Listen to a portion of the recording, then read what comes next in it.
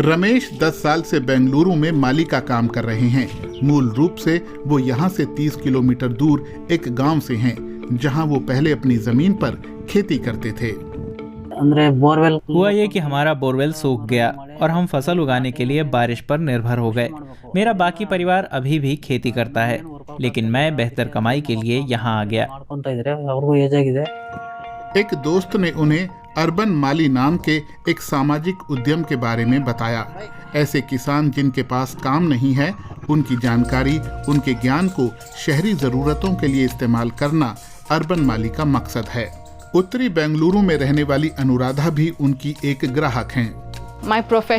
बतौर HR मेरा काम बहुत समय मांगता है, घंटों काम करना पड़ता है। अपने छोटे बागीचे का ख्याल नहीं रख पाती थी, लेकिन चाहती थी कि कोई मिल जाए देखरेख के लिए। पौधे ठीक से खिलते रहें, सब्जियां उगती रहें और मैं जब चाहूँ अपने बगीचे से ताज़ी सब्जी ले पाऊँ। रमेश अनुराधा के बगीचे में ऐसे काम करते हैं जैसे कि ये उनका अपना बगीचा हो।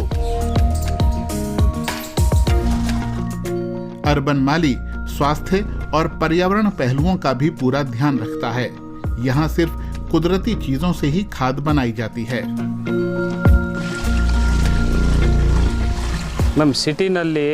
अपने शहरी बागीचों में हम केमिकल नहीं डालते। गीली जैविक खाद डालते हैं, जिसे जीवामृत और पंचगव्य कहते हैं।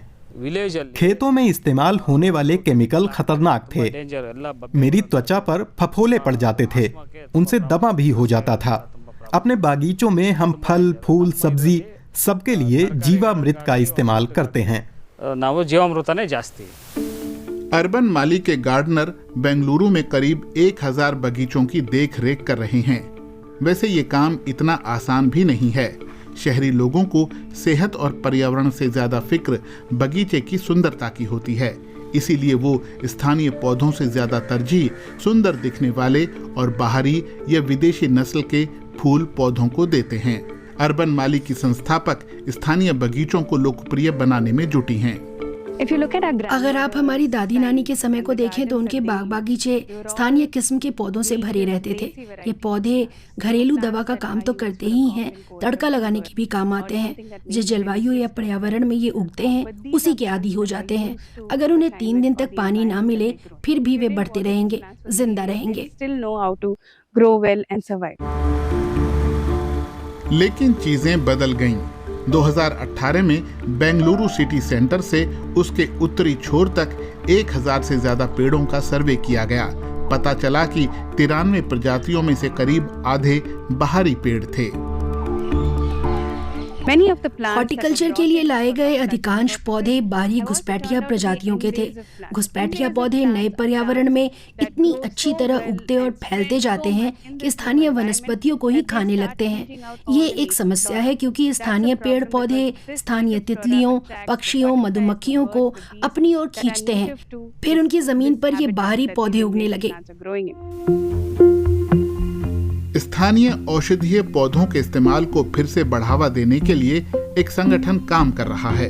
वंदना अक्सर उसकी नर्सरी में जाकर अपने ग्राहकों के लिए पौधे चुनकर लाती हैं।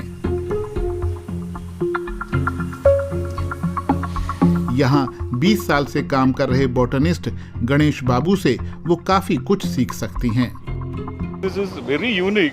ये धरती पर बिल्कुल अनोखा है, नीले रंग से सराबोर।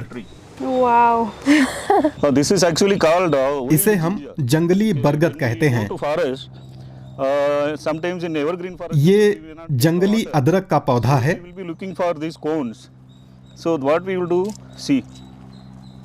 और इसे जब ऐसे पिचका कर हम पीते हैं तो हमें अदरक की महक आती है।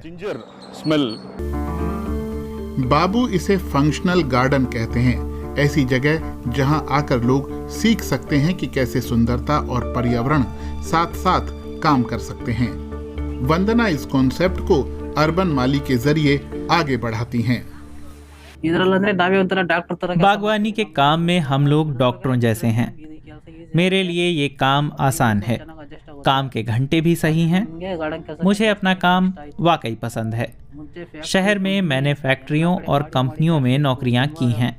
मुझे लगता है कि इतने साल बेकार बर्बाद किए और कमाया भी कितना कम।